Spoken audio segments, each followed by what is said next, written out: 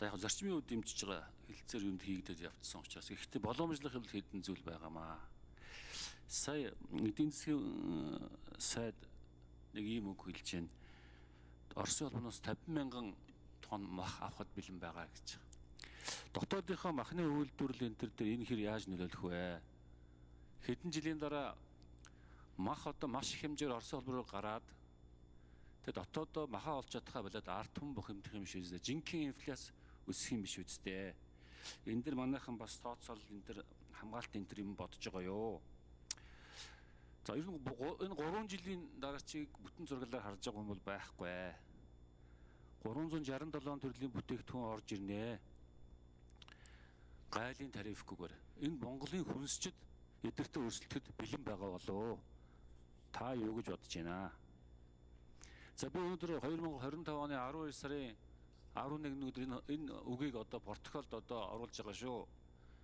Бид нар монголчууд махаа гадагшаа чөлөөтэй гаргаад өөрсдөө дотоодын хэрэглээн дээр хүнд байдалд орох юм биш үстэй гэж. За манай ерөнхийлөгч чинь ковид үеийг чухал үг хэлсэн шүү дээ. Бид нар өөрсдөө хүнсээ үйлдвэрлэх ёстой л гэж ямар ч үед. Тэгээ гаднаас ийм их олон төрлийн бүтээгдэхүүн гайлын тариф орж ирээд эцсийн байдал ямар үр дүнд хүрэх юм бол доо гэсэн болгоомжлон. За хамгийн сүүлчийнх нэгдүгээр сард хэрвээ байдал нөхцөл байдал яг бидний хүссэн шиг болохгүй бол бид нар хилцээрээс тийм гарах тийм хугацаа энэ төр гацсан төр байгаа юу гэж. За ийм 3 асуулт асууж эхлэе. За энэгээр сайд хариулъя. Эргэцэн бидэнд ямар хамгаалалтын арга хэмжээ хэрэгжүүлэх болцоо байна вэ гэж. За бид Дэлхийн бодлогын байгууллага гишүүн орны хувьд тариф худалдааны ерөнхий хэлтсээрийн заасан заалтын дагуу бид дотооддоо ард түмнийхээ эрүүл мэндийг хамгаалах, нийтийн эрүүл мэндийг хамгаалах хүрээнд сотроо хязгаарлалт тогтоох хэрэгтэй. Мөн одоо үндэсний аюулгүй хангах болон төлбөрийн тэнцлийг хамгаалах зорилгоор худалдааны хязгаарлалтуудыг тогтоох хэрэгтэй. За ингээд дотоодын үйлдвэр ноцтой хохирол учирсан, учирч болшгүй гэж үзвэл хамгаалалтын арга хэмжээг авах хэрэгжүүлэх юм эрхүүд энэ дөрмөөр олгогдсон, гэрээнд туссан. Тэгээд бид гарах хэрэгтэй гэж үзвэл бид мэдээлэл өгнө. Тэрнээс хойш тодорхой хугацаа өнгөрөөд бид гарна. Тийм болохоор энэ 3 жил бол тун хариуцлагатай 3 жил бид өөрсдөө сорж байна. Дээрээс нь уламжлалт зах зээл дээр эргэн очилтыг хийж байгаа. Тэгээд энэ болцоог бид нар ашиглана. Мэдээж гэрээ хоёр талын харилцан ашигтай байж аж гэрээ болдог. Тэр хүрээнд бидний зарим төрлийн бараан дээр дотоодын зах зээлд өрсөлдөөн нэмэгдэн. А нөгөө талаар хэрэглэгчэнд хожин өрсөлдөөн нэмэгдэхийн хэмжээнд үн унах сонголт нэмэгдэх том өргөн болцоо байгаа. За та махан дээр ярьж байна. Өнөөдөр бид нэг Монгол улсын мал сүрэг бэлчээрийн даацаасаа нэг 20-с 25 сая толгоогоор л хэлбэлцэлтэйгээр ачаал нэмэгдэж яваад байгаа. А Монгол улсын мал аж ахуйн талаар баримтлах бодлого бол бид үхэр тэмээгээ өсгөх нөгөө 3 төрлийнхөө малын тоог цогцтой хэмжээнд шат дараатай буулгах ийм шаардлага байгаа. Учир юу вэ гэвэл одоо байгаа тоо толгоо бэлчээрэндээ агтцсан. Үнийгээ дагаад мал аж ахуйн өгөөж буурж байгаа, эрсдэл нэмэгдэж байгаа.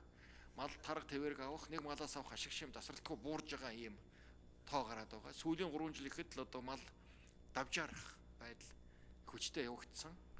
Бод дээрч тэр, бог дээрч тэр жингийн одоо давжаарлалт үүсчихсэн. За тэгэхээр энийг бид нэр яаж шийдэх вэ гэвэл өнгөрсөн жилүүд болсон ганц удын асуудал бол үндсэндээ байгаль цагуурын бэрхшээлийг нүүдлийн мал аж ахуй маань давж чадахгүй байна. Эрсдэл өндөр байна. Тэгээ энийг зохицуулах гол юм бол экспорт. Экспортын дээр бид нар зохистой тоонд эртэл бол экспортыг урамшуулад сөргийн бүтцээ зөв болгоод тоогоо зөв зохистой бэлчээрэндээ даацанд нь нийцүүлээд за энэ хугацаанд малынхаа ашиг шимийг сайжруулах, малын үржлийн болон мал эмнэлгийн бодлогоо хүчтэй явуулаад ингээд нэг мал аж ахуйгаа сайжруулах болцоо энэ экспортоор бүрдэнэ. За Оросын холбооны улсад нийлүүлэх энэ 50,000-аас доошгүй махыг жил болгон бид нар доктортойгоор нийлүүлье гэд авъя гэдэг санал бол их том болцоо гэсэн үг. 50,000 тонн мах гэдэг хоньтлогоо шилжүүлэх юм бол 2.5 сая хонь экспортод бид нар хонь ямааг экспортод гаргаад авах боломж энэ худалдааны хэлцээрээр зөвхөн Оросын улбаны зах зээл ихэд өсөж байна гэсэн үг.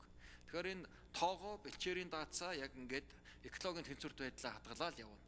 Яагаад гэвэл мал аж ахуйн нөлөөлөлтөй холбоотой энэ цөлжилтийн сөрөг нөлөөлөх өндөр гараад бүх гадна талын сигналууд ингэж гарч ирээд болохгүй байгаа. Малынхаа тоотлогоо зохицуулаа, даас хэтрээд байна. нөгөө эдмиг сайтаа ургамлын галт чинь багасаад байна. Ургамлын бүр хөвчин багасаад байна гэдэг зүйл байгаа. Тэгэхээр экспортын бодлогоор л зохицуулж байгаа. За жокын алдарч авахлан гишүүн тодруулж асууя. За ер нь ойлголоо хариултыг. Гэхдээ энэхээр сайд бид нар чинь нэг дотоодын махны үн чинь хэлбэлцдэг.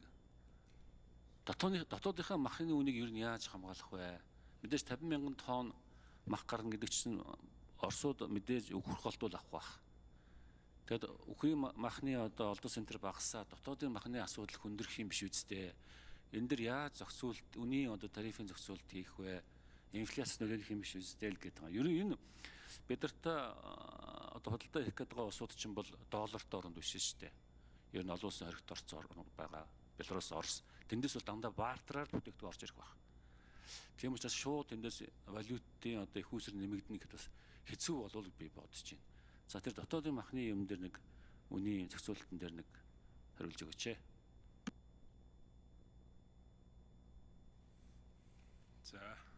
За Жэнквэр гишүүн сайд асуултанд хариулъя. За мах буюу махны нөөцийн бодлогыг засгийн газраас байнга хэрэгжүүлж байгаа. За энэ нөөц бэлтгэх үүргийг орон нутгийн удирдлагууд өөр өөрийнхөө хэмжээнд зохион байгуулалтыг хангадаг. Их усвар нь улсын төсөвт нь суугаад явдаг болчихсон.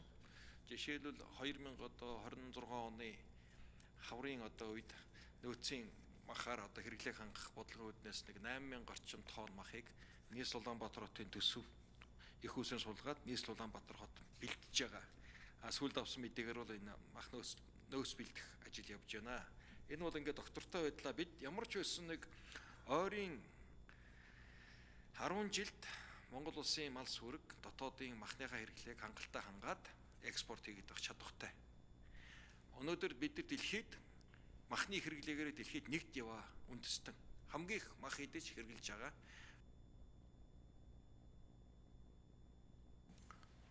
За одоо Бадамдоржийн Пунсалмаа гишүүн асуулт асууж үг хэлнэ.